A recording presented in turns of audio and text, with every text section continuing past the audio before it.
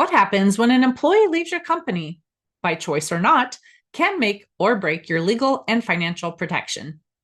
Too often, businesses focus all their energy on onboarding and overlook the critical steps required when someone exits. If you are not documenting the right things at the right time, you could be leaving your organization exposed.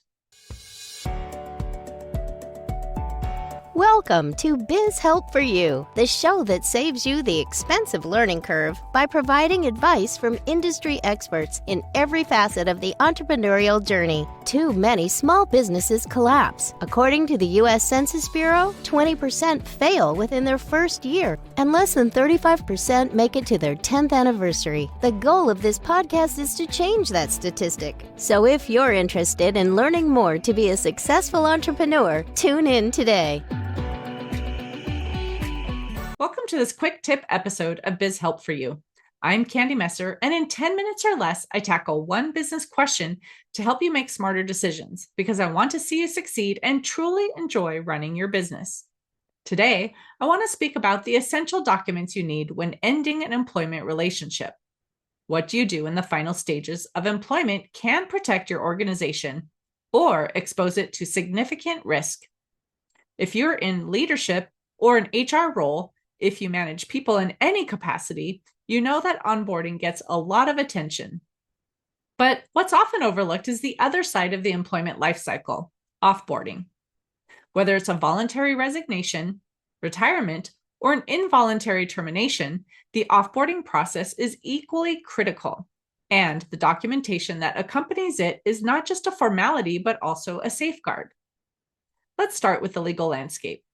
In most jurisdictions across the United States, employment is considered at will, meaning either the employer or the employee can terminate the relationship at any time, with or without cause, barring any discriminatory or retaliatory motives. However, at will does not mean without documentation. Proper offboarding requires more than just a handshake and a final paycheck. It starts with a written notice of separation. This document should clearly state the employee's final date of employment and the reason for separation, especially in cases of involuntary termination.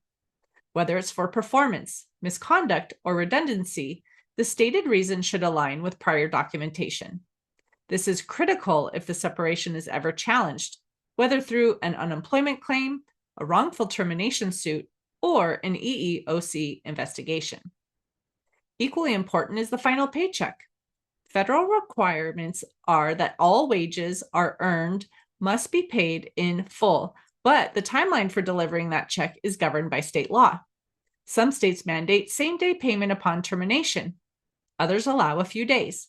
If you operate across multiple states, you must be familiar with each state's final wage rules. And if there are any used vacation or PTO days, those must often be paid out as well, depending on state law and your own written policies. In addition to compensation, there are compliance documents to be addressed. One of the most important is the COBRA notice. If your organization is subject to COBRA, which generally those with 20 or more employees are, then you are required to provide departing employees with information about their right to continue health insurance coverage at their own expense. This must be sent within a specific time frame, usually within 14 days of the qualifying event, and failure to provide timely notice can result in costly penalties. Next is the separation agreement, which may or may not be used depending on the circumstances of the termination. This document is especially important in cases involving severance pay or non-disparagement clauses.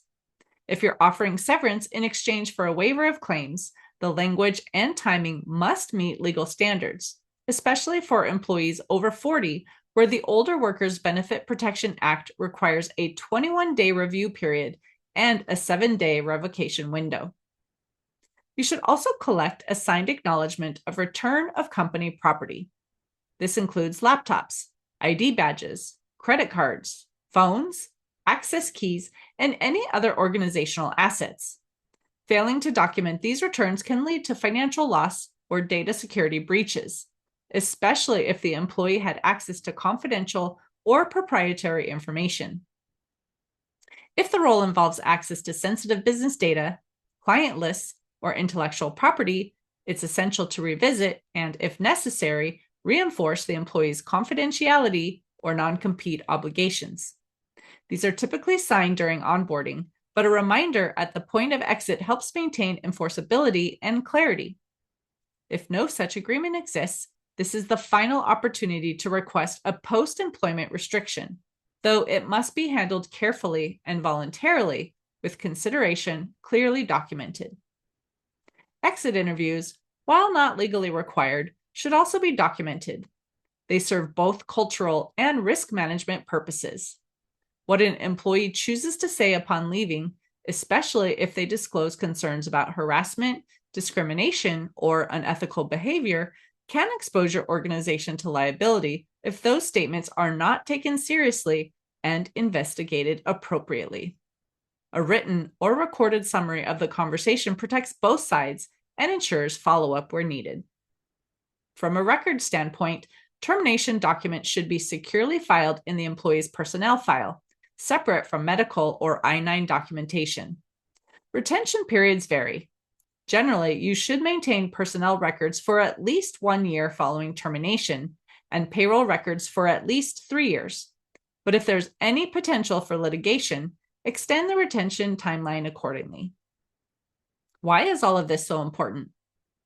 The cost of not having the correct documents at the time of termination can legally, financially, and reputationally be steep. Disputed unemployment claims, wrongful termination suits, and audits can all trace back to incomplete or inconsistent records. A lack of documentation can imply negligence or worse, discriminatory intent. But solid, consistent, and lawful documentation creates a defensible position. It shows that your organization operates with transparency, accountability, and respect for due process. More than that, a well-documented offboarding process sends a message not just to the departing employee, but to those who remain. It shows that people are treated fairly, that procedures are followed, and that leadership is competent and deliberate. Ending an employment relationship isn't easy, but with the right documentation, it doesn't have to be risky. A consistent, well-documented offboarding process protects your organization, supports compliance, and preserves your company's reputation. If you don't already have a standardized offboarding checklist, now's the time to create one. Audit your process regularly. Make sure every exit is handled with the same care you'd apply to a new hire's first day, because both moments matter. Thanks for tuning in to this quick tip episode of Biz Help for You. I hope today's conversation gives you a clear, practical understanding of the documents and responsibilities involved in the offboarding process. If you have a question you'd love to hear covered, send me a message at media@abandp.com. And if you find this topic helpful, would you leave a review and share with others? And if you'd like to financially support the show, a link is in the show notes. Until next time, have a wonderful day. Thank you for listening to Biz Help for You. Please join your host, Candy Messer, again next time. Have a terrific day.